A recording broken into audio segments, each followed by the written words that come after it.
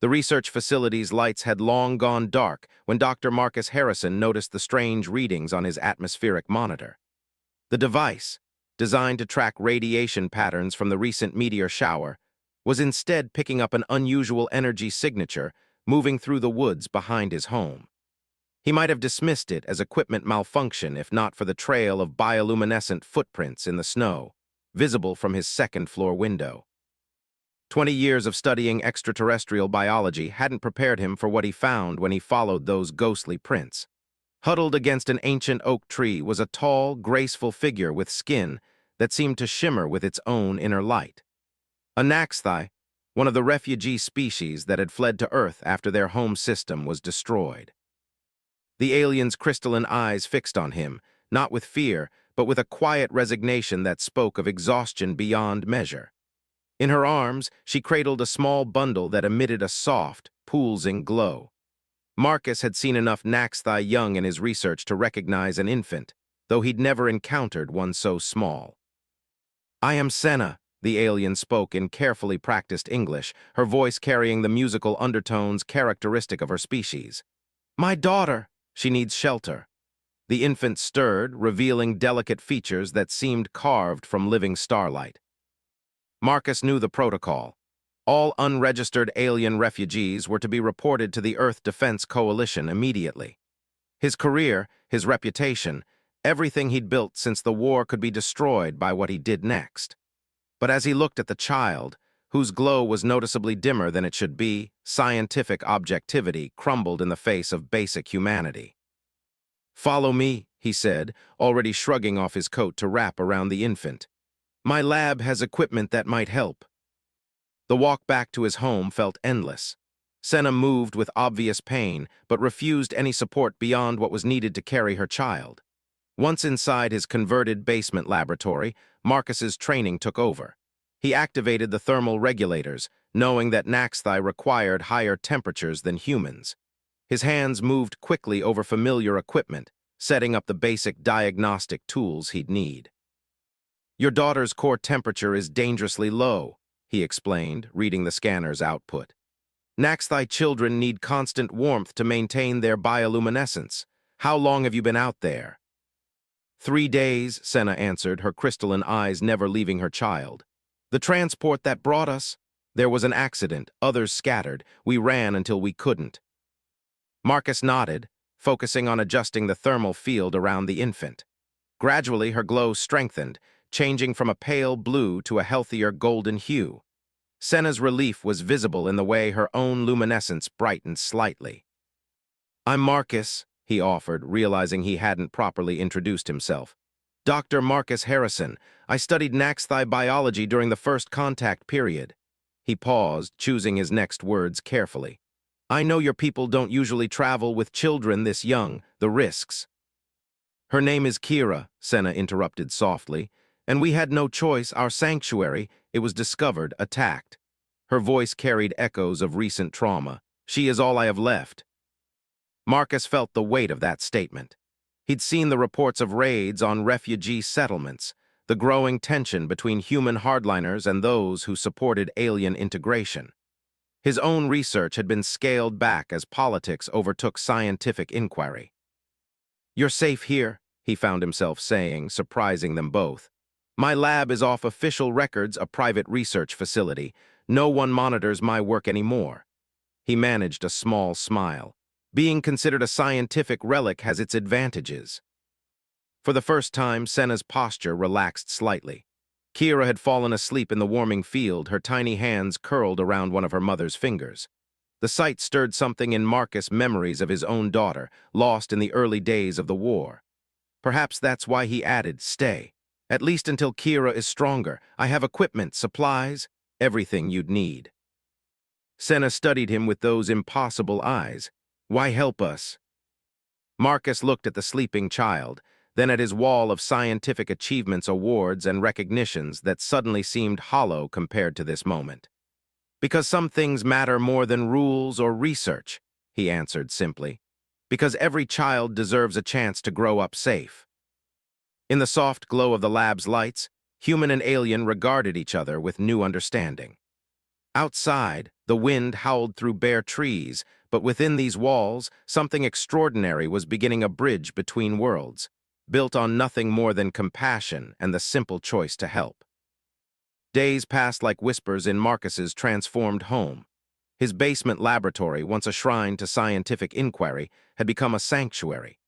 Senna and Kira occupied the newly converted living space he'd created, filled with specialized equipment to maintain the environmental conditions the Naxthai required. Each morning, he found himself pausing at the top of the stairs, still adjusting to the soft, ethereal glow that now permeated his basement. Senna was regaining her strength, though slowly. Marcus observed how her natural bioluminescence grew stronger each day, her crystalline skin taking on the iridescent quality he remembered from his research days. But it was Kira who truly flourished. The infant's glow had stabilized into a constant, warm radiance that filled the room with dancing light patterns. "She creates star songs," Senna explained one evening, watching her daughter manipulate the light around her tiny hands. "Among my people, it is the first sign of consciousness, of understanding one's connection to the universe." Marcus sat nearby, careful to maintain the respectful distance that Senna preferred. "I never understood why your species was called Children of the Stars, until now," he admitted, fascinated by the intricate patterns Kira wove in the air. "In all my research, I never saw anything like this." Senna's expression softened. "Few humans have. These moments are sacred to us, private." She hesitated before adding, "But you have earned the right to witness them." The trust implicit in that statement hung heavy in the air. Marcus thought carefully before speaking again. "Will you tell me what really happened at the sanctuary?" For a long moment, only Kira's gentle burbles broke the silence. Then Senna spoke, her voice carrying the weight of recent wounds. "We thought we were safe there, hidden in the mountains far from human settlements. Commander Voss promised us protection, helped us establish a community." Her luminescence dimmed slightly. "We should have known it wouldn't last." "Commander Voss," Marcus leaned forward, "from the Earth Defense Coalition." Senna nodded. He seemed different from other military leaders, understood that not all Naxthai were combatants in the war.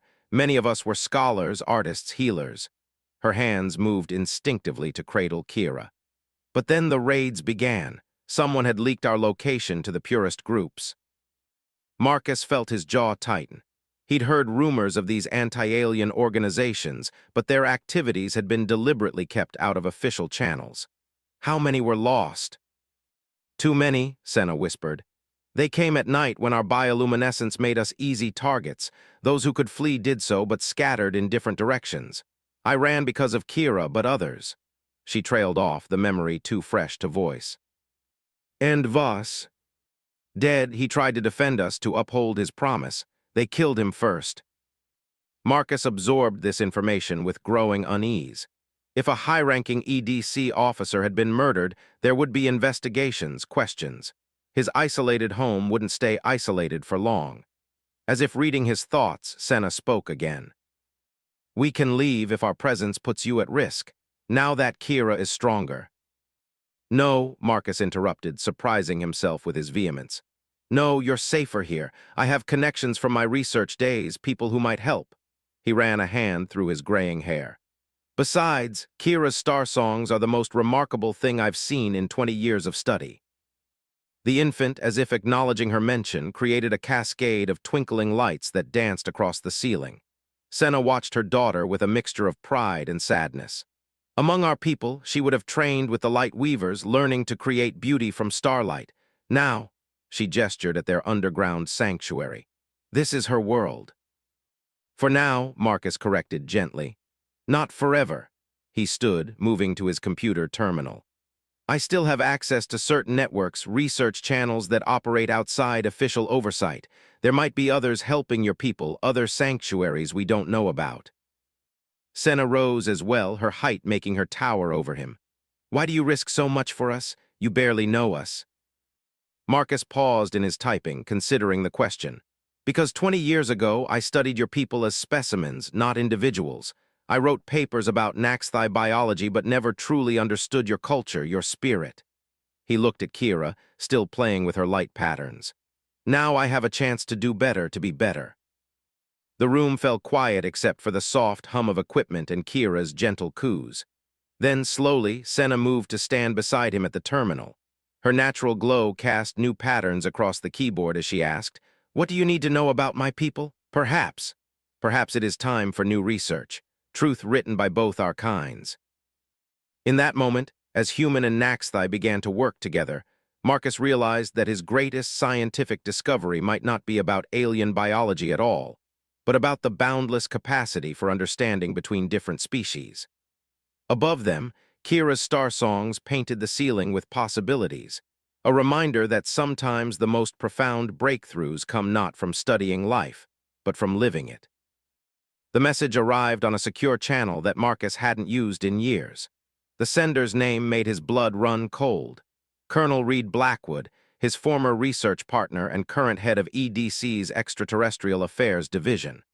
The message was brief but unmistakable. A routine inspection of all private research facilities was scheduled for the following week. Marcus deleted the message immediately, but its implications lingered like smoke. Reed wasn't known for routine anything. If he was coming personally, he suspected something.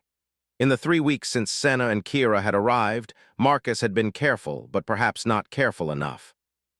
He found Senna in what they now called the garden room, a section of the lab where she had begun growing luminescent Naxthai plants from seeds she'd carried with her. Kira lay in a specially designed cradle nearby, her tiny hands creating elaborate light patterns that interacted with the glowing flora. "Someone's coming," Marcus said without preamble. "Someone who can't find you here." Senna's luminescence dimmed slightly, but her voice remained steady. "The EDC?" When Marcus nodded, she continued tending to her plants. "Then we should leave. We have already stayed longer than was safe." "No," Marcus said, surprising them both with his firmness. "Running isn't the answer, not this time." He moved closer, watching as one of the alien flowers responded to Kira's light display. "I've been thinking about what you told me about Commander Voss and the sanctuary. Something doesn't add up." Senna's crystalline eyes met his. "What do you mean?" "Reed Blackwood, the man who's coming. He and I worked together studying Naxthai biology during first contact. He knows more about your people than almost anyone on Earth. If there were sanctuaries being established, he would have known, would have had to approve them." Understanding dawned in Senna's expression. "You think the commander was acting without authorization?" "Or worse," Marcus replied grimly. "Think about it, a sanctuary full of refugees hidden away in the mountains, perfect targets for anyone wanting to stir up anti-alien sentiment. But it only works if someone knows where to find them." "You suggest this Commander Voss betrayed us?" Senna's glow flared with sudden anger. "He died defending us." "Did he?" Marcus asked softly. "Did anyone actually see him die, or did he just disappear in the chaos?" Senna went very still, her luminescence pulsing with emotional turmoil. Kira, sensing her mother's distress, began to cry not with sound, but with waves of discordant light that made the room's shadows dance erratically. Marcus watched as Senna moved to comfort her daughter, the sight strengthening his resolve. "I'm not saying I'm right, but if I am, running won't help. They'll just keep finding you, using your people to fuel their agenda of fear." "What do you suggest instead?" Senna asked, cradling Kira close. "We gather evidence. I still have access to old research files, communication logs. If Voss was working with the purists, there might be a trail." He paused, choosing his next words carefully. "But I'll need your help. Your knowledge of what happened at the sanctuary, combined with my access to EDC records." "Could expose the truth," Senna finished. She looked down at Kira, who had calmed and was now creating gentle spirals of golden light. "But can we find it before your friend arrives?" "Reed's not my friend," Marcus corrected. "Not anymore, not since I argued against using Naxthai biology for weapons development." He moved to his computer terminal, fingers flying over the keys. "But he taught me everything I know about covering my tracks. Time to put those lessons to use." Over the next few days, Marcus and Senna worked tirelessly. She described everything she could remember about the sanctuary, its layout, the timing of supply deliveries, the faces of human visitors. Marcus cross-referenced this information against classified EDC records, looking for patterns, inconsistencies, anything that might reveal the truth. What they found was worse than they imagined. The sanctuary hadn't been an isolated incident. There were others, all following the same pattern refugee communities established in remote locations, then mysteriously discovered by purist groups. The attacks always resulted in scattered survivors and conveniently missing evidence. It's not just about fear, Marcus realized, staring at the data streams. They're hunting for something specific among your people. Senna's response was interrupted by a proximity alert. Someone had just turned onto the long drive leading to Marcus's home. The security feed showed a sleek government vehicle, moving with purposeful speed. "He's early," Marcus muttered, quickly encrypting their findings. He turned to Senna, who was already gathering Kira.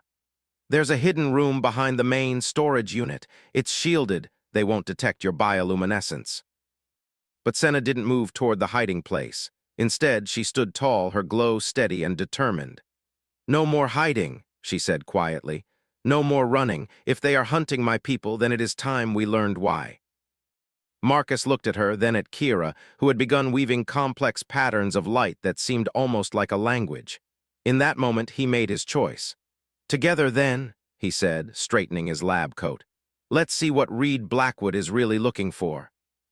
Above them, wheels crunched on gravel as the vehicle came to a stop. The game of shadows was about to become a confrontation of light. Colonel Reed Blackwood hadn't changed much in the decade since Marcus had last seen him.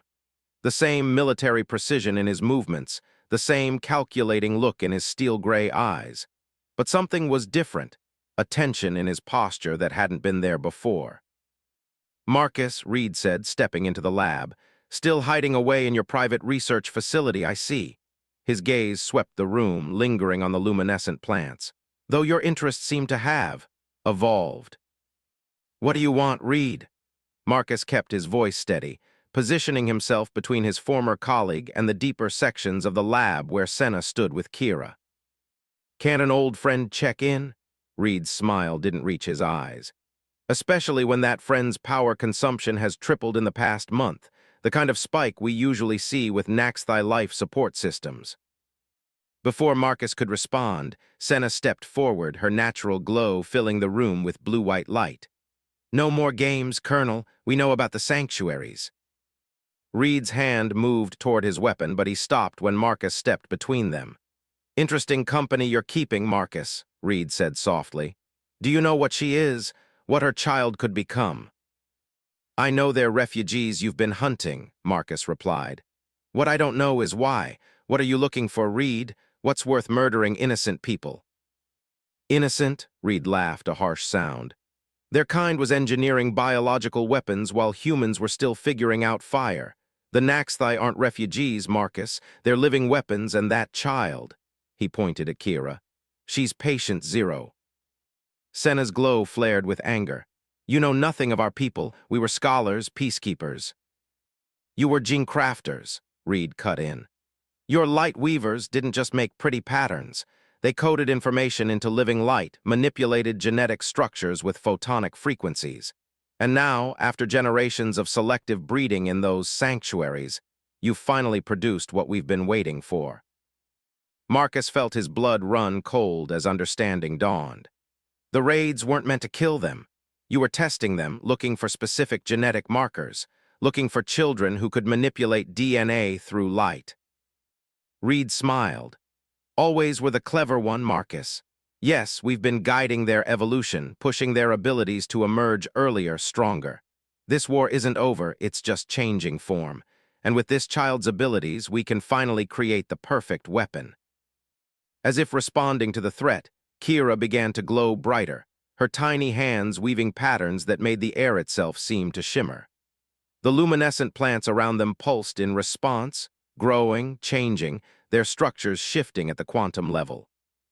"Magnificent," Reed breathed, reaching for a device on his belt. "Full genetic manipulation at such a young age, with proper training." "No," Marcus's voice cut through the tension like a blade. "You're not touching them." He moved to a computer terminal, fingers flying over keys. "While you were talking, I was transmitting everything. The sanctuary attacks, the breeding program, all of it sent to every major news outlet and scientific institution on Earth. Reed's face darkened. "You're bluffing." Check your phone, it should be hitting the networks now." Marcus smiled grimly. "You taught me well, Reed, especially about keeping insurance files." The colonel's hand tightened on his weapon, but before he could act, the room exploded with light. Senna had moved to stand beside Marcus, her glow merging with Kira's in a blinding display. The plants around them grew exponentially, their luminescent vines weaving together to form a barrier between them and Reed. "This is what you never understood," Senna said, her voice carrying the weight of centuries. "Our light isn't a weapon, it's life itself, creation, not destruction. You tried to twist our gifts into something dark, but you failed." The aftermath of that day reshaped more than just Marcus's quiet life. The revelation of the EDC's secret breeding program sent shockwaves through human society. Reed and his collaborators faced international tribunals, while surviving Naxthai came forward with their stories, finally free to speak their truth. But the real change happened in smaller, more personal ways. Marcus's lab became a legitimate sanctuary, not just for Senna and Kira, but for others seeking understanding between their species. The garden room expanded, filling with luminescent plants that responded to Kira's growing abilities. Under Senna's guidance, the child learned to use her gift not for warfare, but for healing. "She's rewriting damaged DNA," Marcus explained to a group of human and Naxthai scientists gathered in his lab. "Using light frequencies to correct genetic errors. What Reed saw as a weapon, she's turning into hope." Senna stood nearby, watching as Kira demonstrated her abilities, using star songs to heal a damaged plant. "Our ancestors believed that light was the universe's way of healing itself," she said softly. "Perhaps they weren't so wrong." The integration wasn't perfect. There were still those who feared the unknown, who saw differences as threats. But for every voice of hatred, there were now voices of reason, of compassion, of understanding. The truth had brought not just justice, but possibility. One evening, as Marcus worked late in his lab, he found Senna in the garden room. She was teaching Kira traditional Naxthai light patterns, their combined glow creating a miniature galaxy around them. The sight reminded him of something that had been nagging at his conscience. "I need to apologize," he said, joining them. "When you first arrived, I helped you because I thought I was saving you. But the truth is, you saved me. You showed me what real science should be, not just studying life, but preserving it, protecting it." Senna's crystalline eyes met his, her glow softening. "Perhaps we saved each other. You gave us shelter when we needed it most. We gave you purpose when you had lost yours. Isn't that what family does?" The word hung in the air between them, unexpected but fitting. They had become something more than researcher and subject, more than protector and refugee. They had become a bridge between worlds, proof that difference didn't have to mean division. Kira, now strong enough to create complex light patterns on her own, wove a new design in the air, a double helix of light that spiraled upward, human and Naxthai DNA intertwined in a dance of possibility. Marcus watched, understanding now what Reed never could. The greatest discoveries don't come from force or fear, but from the simple choice to open a door on a cold night and let compassion light the way. In the years that followed, others would tell their story of a scientist who chose conscience over career, of refugees who turned persecution into purpose, of a child whose gift helped heal the wounds between species. But for those who were there, who lived it, the real story was simpler. It was about family found in the most unexpected places, about trust built one choice at a time, about light not as a weapon but as a bridge between worlds. And in Marcus's lab, where it all began, new generations of humans and Naxthai would gather to learn, to grow, to understand. They would look up at the luminescent garden, at the intricate patterns of light and life, and see not the shadows of the past, but the brightness of the future, a future built on the simple truth that sometimes the greatest scientific breakthrough is simply learning to see each other's light.